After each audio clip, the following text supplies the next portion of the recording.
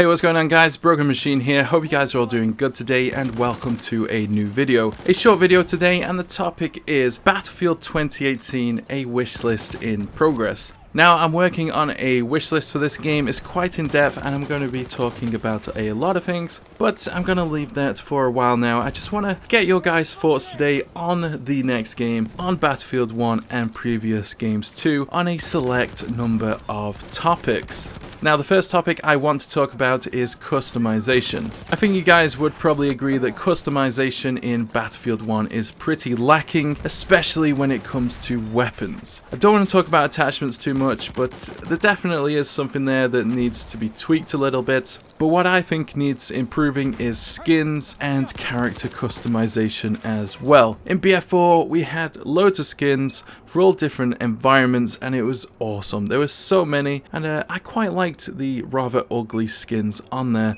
I quite took a fancy to those. They're pretty awesome. But anyway, I kind of wish we had more stuff like that because Battlefield 1 is really lacking. There is some nice gold skins and some nice, rather unique ones for certain weapons, but in general I think a little underwhelming. So I'd love to hear your thoughts about that. And character customization too. Not much really going on there, you can't really do anything. But if you go and have a look over at Incursions, look at these characters, look at that mustache. Those guys look pretty cool. And there's the lady on the front cover of the game. Pretty awesome, isn't it? Shame we didn't get these in the main game straight from the start. I think that was a bit of a mistake on DICE's part there. I think, customization, people want it. It's nice. I like to customize my own characters too in other games. And it adds some variety to the Battlefield as well. So yeah, I'd love to see more customization in the next game. And I'd love to hear your thoughts about that too.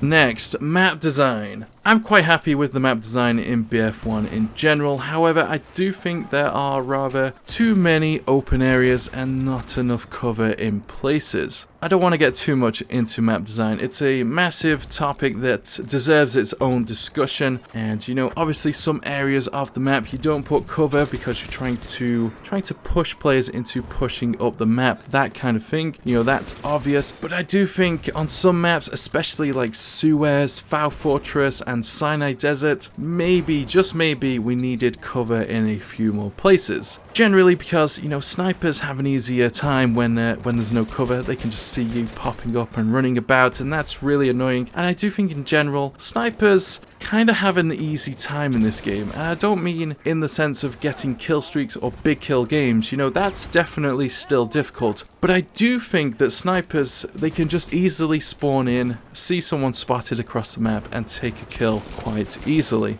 I don't know about you guys, but I feel that the maps like Amiens, where snipers don't dominate, are much more enjoyable to play than maps like Foul Fortress or Sinai Desert. For the next game, I'd love to see more cover and less open maps, and more maps like Amiens, more routes, more flanking routes, more ways to attack your enemies, angles to hold, angles to, try and find, those sneaky angles where you're just looking through a window and you manage to shoot someone who's totally not expecting it. I'd love to see more of that. Lots more to talk about map design, of course. I'm going to leave that for my full video, but down below, guys, could you give me your opinion on the maps in this game, what you like and don't like about them, and what you'd love to see in the next game? I'd really love to hear your thoughts about Suez, Foul Fortress, and Sinai Desert as well. Those maps, if you've been watching my channel for a while now, you'll notice I don't really post many gameplays on those maps, and it's generally because I don't really enjoy those maps. I can play them, I can play them well, I can get high scores, but when it comes to playing the objective, I hate pushing up on these open maps on my own, and it's these kind of maps, especially in operations, if you push up on your own, you're screwed, you're out in the open, you're gonna have a bad time, and it sucks, it sucks. I don't really enjoy playing these maps, but maps like Amiens, I can get behind the enemies, I can flank, I can take objectives on my own and do a lot of damage, so I really enjoy playing these kind of maps. Maybe my playstyle comes into that actually. Yeah, that might be why I enjoy Amiens more than these open maps. I like getting in there, I like flanking, I like like getting behind the enemy and going on big kill streaks, and I'm not a fan of staying out in the open on maps like Suez. Not a big fan at all. Now, onto vehicles. I gotta be honest, I'm not a big fan of vehicles in this game. I don't really have much vehicle footage. I have one game, it's 87 kill streak with the plane that was like, it was like a month after release, and since then I've just stayed away from vehicles pretty much entirely. The reason is, I just don't find them enjoyable. I don't like really flying across the map and just bombing players who don't really have any way to counter me, and I don't really like sitting in a tank either. I think it's a bit too slow, and it's just not as enjoyable as previous games. Now, obviously, you can take out vehicles, you know, I'm not complaining that there isn't ways to take out vehicles. There is, you know, you got the AA guns, AT rockets, that kind of thing, but I do think the planes have it a little bit too easy at the moment, especially the bomber gunner. You know, that thing can fly really high, you can't even get shots on it, and you've just pretty much, you've got to rely on your teammates in the planes to take them out. And what I've noticed recently is that planes aren't attacking each other. I've watched bomber planes go round and round and round and round and round and round for an entire round of operations, and neither of them attack each other. This is becoming so frustrating, and we have to do something about it. Also, when it comes to AA guns and AT rockets, you know, the planes are too far, they're too out of bounds, or they're at an angle where you can't point your AT rocket at, and you know, I think we got to do something about that. Obviously not change the AT rocket, that's fine as it is, but the AA guns, yeah, we got to do something about those. On some maps, they're out in the open, and if you go to them, you get sniped so quickly, and in other places, they're kind of in really poor locations. A plane can come in, and it's too far away, and it's not really usable. You know, the pilots now, they've figured out where to go on the map, where to fly, and not get shot. And of course, they can take out the AA guns as well. So right at the start of the round, they can just fly in, come right down, and take them out. Maybe they just need to change their positioning. Or maybe, think about this, what if, right, just think about this for a second. What if AA guns, what if they self-repaired, say, after, I don't know, like 2 minutes? So every 2 minutes, the AA gun, if it's been taken out, it would repair itself, and you wouldn't have to rely on the player to come and repair it, or repair it yourself. So it'd always be something for the planes to have to think about on the map. Because right now, a plane can just come in, take out those AA guns, drop bombs, and do so much damage, and it's an absolute nightmare to take them out. If you're playing Conquest, you probably won't have as many issues. It's definitely much more easier to deal with planes in that mode, but if you play a lot of operations like me, the planes can be an absolute nightmare. I think we need to talk about these issues and